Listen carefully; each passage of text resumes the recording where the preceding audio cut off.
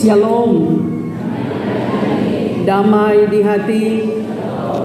Bapak Ibu Saudara-saudara, mengawali khotbah ini, bolehkah kita melihat saudara-saudara kita di samping kiri kanan, dan silakan kita saling berjabat tangan dan ucapkan selamat hari Natal. Tuhan Yesus memberkati.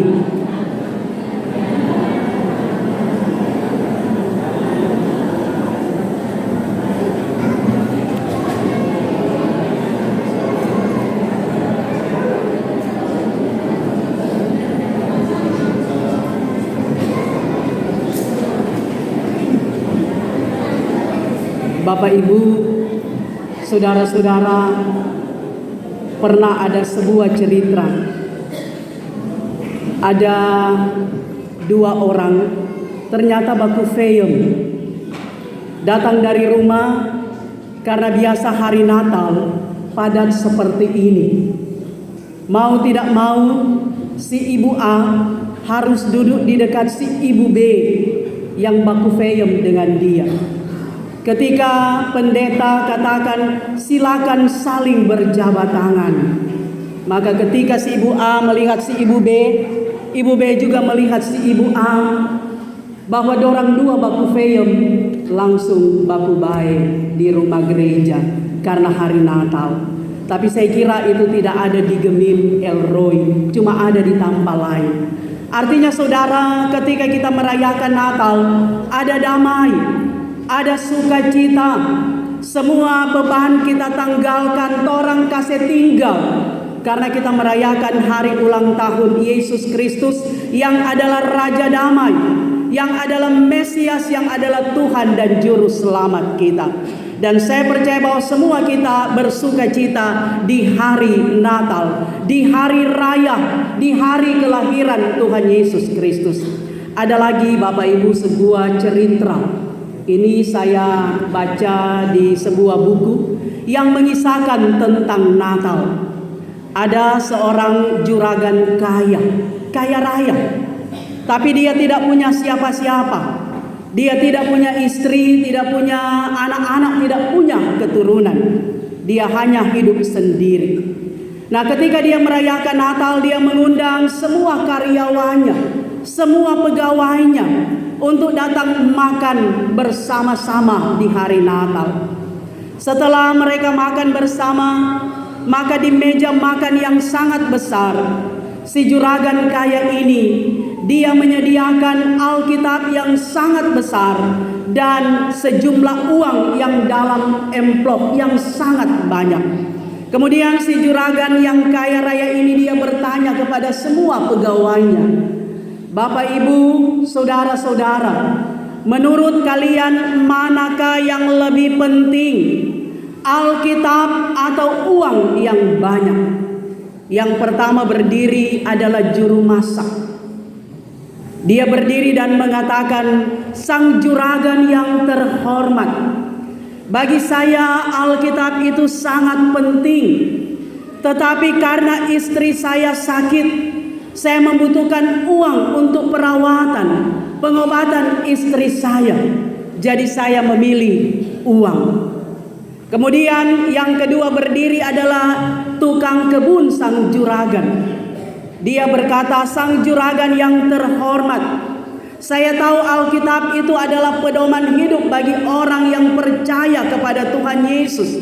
Tetapi karena saya punya beberapa anak yang harus saya sekolahkan, jadi saya butuh uang, maka saya lebih memilih uang. Kemudian yang ketiga yang berdiri adalah seorang satpam. Dia berkata kepada sang juragan yang terhormat, saya tahu bahwa Alkitab itu memang penting. Itu adalah buku rohani yang berisi tentang kebenaran. Tetapi karena saya terlalu sibuk, kadangkala saya harus masuk kantor, menjaga rumah juragan malam, sehingga siang saya tidak punya waktu. Maka saya lebih memilih uang daripada Alkitab. Yang keempat, yang terakhir Bapak Ibu Saudara, yang berdiri adalah cleaning service dari sang juragan. Seorang pemuda yang miskin yang yang sangat sederhana. Semua yang hadir berpikir bahwa si pemuda ini akan memilih juga uang daripada Alkitab. Maka pemuda ini dia berdiri, dia berkata kepada sang juragan yang terhormat, saya tahu bahwa uang itu adalah alat pembayaran yang sah. Kita mau makan butuh uang, kita berpakaian butuh uang, punya tempat tinggal butuh uang. Bahkan saya di hari Natal harus membeli baju dan sepatu baru, butuh uang. Tapi saya tidak punya uang yang banyak. Dan ibu saya mengajarkan bahwa betapa pentingnya Alkitab. Sebab dari dalam Alkitab kita belajar banyak hal. Bahkan dikatakan dalam Mazmur, berbahagialah orang yang merenungkan firman Tuhan siang dan malam. Itu kata si pemuda. Karena itu dia berkata kepada juragan, saya butuh uang, tetapi saya lebih membutuhkan Alkitab daripada uang. Semua yang hadir mereka tercengang-cengang, mereka kaget. Mengapa pemuda sederhana ini dia lebih memilih Alkitab daripada uang? Maka sang juragan dia berdiri dan berkata, silakan ambil uang ini dan silakan ambil Alkitab ini dan silakan buka Alkitab ini. Bapak Ibu saudara-saudara, apa yang ada di dalam Alkitab yang ukurannya besar? Ternyata ada sejumlah uang, lebih banyak dari yang diletakkan oleh si juragan di atas meja. Ada 2 sampul, 2 amplop di dalamnya. Satu uang dan satu adalah surat wasiat. Bapak Ibu saudara tahu apa yang ditulis dalam surat wasiat? Jika saya mati, maka orang yang memilih Alkitab, segala harta benda saya diwariskan kepadanya, kepada orang yang memilih Alkitab. Nah saudara-saudara, luar biasa. Ternyata bukan cuma uang yang didapatkan oleh si pemuda, tetapi Alkitab, bahkan seluruh harta sang juragan diberikan kepada yang memilih Alkitab. Itulah pemuda yang sangat sederhana. Nah saudara-saudara, cerita ini punya makna bahwa orang yang mencintai Tuhan, orang yang mencintai hadirat Tuhan, orang yang mau merenungkan firman Tuhan, orang yang mau akrab dan dekat dengan Tuhan, luar biasa berkat yang dialami. Dan saya kira bukan cuma menjadi pengalaman sang pemuda, tapi menjadi pengalaman kita semua.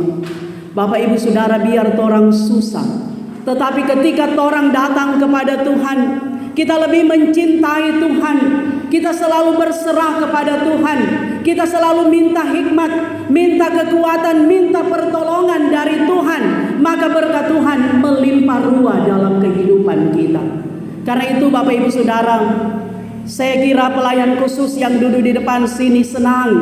Bahkan saya sebagai ketua BPMJ senang ketika Bapak Ibu Saudara ada di rumah Tuhan di hari Natal, datang beribadah. Apalagi Tuhan yang adalah Sang Khalik, yang sangat mengasihi. Tuhan melihat kita, Tuhan mengetahui kita, Tuhan tahu apa kebutuhan kita, Tuhan tahu apa kekurangan kita, dan Tuhan tahu apa yang terbaik dalam hidup kita. Karena itu Bapak Ibu Saudara-saudara, di hari Natal ini saya tidak lagi berkhotbah supaya hidup sederhana. Karena yang pasti jauh-jauh orang siapkan apa yang orang mau makan hari ini. Jauh-jauh orang siapkan apa yang orang mau pakai hari ini, saudara. Dalam kesederhanaan konteks masing-masing. Yang saya mau katakan, yang penting orang semua bersuka cita. Yang penting orang semua ada damai sejahtera. Ada baku-baku baik antara suami dan istri, antara orang tua dan anak, antara kakak beradik, dengan tetangga, dengan orang lain, teman-teman Pelsus, dan siapa saja. Karena kita memaknai hari Natal ini dengan penuh kedamaian, penuh sukacita. Kita mencari hadirat Tuhan supaya kita diberkati oleh Tuhan. Saya yakin Bapak Ibu Saudara-saudara, kita meninggalkan kesibukan kita. Di hari Natal ini kita fokus kepada Tuhan Allah, bahwa Natal juga adalah sebuah introspeksi diri.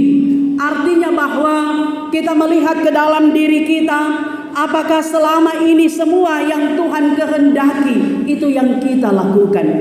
Ibarat timbangan, mana yang lebih berat, yang baik atau yang tidak baik, yang jahat atau yang baik. Kita sendiri yang menilai, yang memutuskan. Apakah selama ini orang jadi berkat bagi keluarga? Apakah selama ini kita menjadi batu sandungan? Kita tidak menyatakan kasih, kepedulian kepada orang lain. Ataukah selama ini masih ada akar pahit yang sering kali mengganggu konsentrasi kita dengan Tuhan, bahkan dengan orang lain? Bahkan sering kali kita merasa bahwa kita yang paling hebat, paling kuat, paling jago, paling pintar. Orang lenggang kangkung berjalan. Kita merasa kita ada di zona nyaman. Tetapi sesungguhnya saudara, ketika kita mengintrospeksi kehidupan kita, barangkali selama ini orang lebih suka marah. Barangkali selama ini iri hati yang lebih mendominasi kehidupan kita. Barangkali selama ini iri hati yang lebih banyak ada dalam hati dan pikiran kita. Barangkali juga selama ini orang menjadi orang yang kurang sabar, yang selalu berveto tanpa ada alasan. Bahkan seringkali saudara, apa yang tidak berkenan kepada Tuhan itu seringkali membuat hati kita menjadi keras. Di hari Natal ini sama dengan Yusuf dan Maria dalam bacaan kita, Injil Lukas pasal 2. Mereka penuh dengan ketulusan hati, penuh kerendahan hati. Nyanda ada apa-apa, cuma ada kain lampin dan palungan. Mereka tidak membantah, tidak menolak, tidak bersungut-sungut menjadi sarana Yesus lahir, menjadi keluarga yang diberkati untuk memberkati orang lain. Maka kita juga Bapak Ibu Saudara, keluarga kita kiranya menjadi sarana Allah hadir, Allah berinkarnasi. Sebab bicara damai bukan cuma di sorga, bukan cuma di bumi, tapi terutama damai di hati, dalam keluarga. Biar orang mau makan babi putar di hari Natal, mar ini hati ini belum plong. Biar orang mau makan banyak, makan sadap, cookies enak-enak, tapi ketika orang masih baku feyem, ketika orang masih ada sesuatu yang mengganjal akar pahit yang berkuasa dalam hati dan pikiran kita, maka damai Natal akan hilang. Mubazir apa yang kita persiapkan. Tapi saya percaya Bapak Ibu Saudara-saudara, di hari Natal ini kita memohon kepada Tuhan supaya kita dipulihkan oleh Tuhan. Hubungan suami istri akan semakin mesra dan dekat. Hubungan orang tua dan anak juga akan semakin utuh, semakin akrab. Hubungan kakak beradik bahkan dengan orang lain, dengan kasih filia, kasih storge, berdasarkan kasih agape, kasih Kristus yang tanpa pamrih, tanpa menuntut balas. Kita akan menikmati hidup ini. Natal bukan cuma berhenti hari ini dan besok tanggal 25 dan 26. Artinya damai bukan cuma ada sampai di bulan Desember, tapi yang kita harapkan kedamaian, ketenangan, kebahagiaan, sukacita, damai sejahtera, kasih itu akan terus berlanjut sampai di tahun 2024. Karena saya yakin Bapak Ibu Saudara semua kita rindu umur panjang ada di tahun 2024 nanti. Kita bersyukur saudara karena tidak semua orang bisa merayakan Natal. Kemarin saya melayat di rumah duka di Sario, nyandak sakit si bapak. Memang ada asam urat, tapi kalau tidak panas tidak bawa di rumah sakit. Berharap akan pulang, tetapi ternyata di rumah sakit meninggal. Bahkan ada juga jemaat teman saya tidur tidak bisa bangun pagi lagi, tidak bisa menikmati Natal seperti kita. Maka bersyukur kita ketika Tuhan masih memberikan kesempatan, waktu bagi kita merayakan Natal. dan berdoa terus supaya kita bisa ada di tahun baru 2024 nanti. Kita minta selalu umur panjang, kekuatan dan kesehatan, bahkan bersyukur bersama dengan keluarga. Natal adalah family time. Waktu yang berkualitas dengan keluarga. Kita orang saling minta maaf, saling dipulihkan oleh Tuhan, supaya betul-betul kita merasakan betapa luar biasanya kehidupan kita. Betapa bersyukur Tuhan memberi nafas kesempatan bagi kita menikmati hidup. Dan saya percaya bahwa di hari Natal ini, ketika ada yang baju baru, termasuk pelayan khusus baru, karena baru sekarang baking seragam, orang mau pakai 25 dan tanggal 1. Ini seragam Bapak Ibu, ada bayar masing-masing jauh sebelum ditabung. Ketika orang baju baru, bersyukur. Tapi bukan cuma sampai baju baru, hati baru, hati yang diubahkan oleh Tuhan. Saya lihat Ibu Moren dari tadi senyum terus, Ketua KPPJ, karena baju baru. Toh Ibu Moren, baju baru, toh. Jadi sekali lagi, baju baru, hati baru. Hidup kita dibaharui oleh Tuhan, supaya Natal punya makna.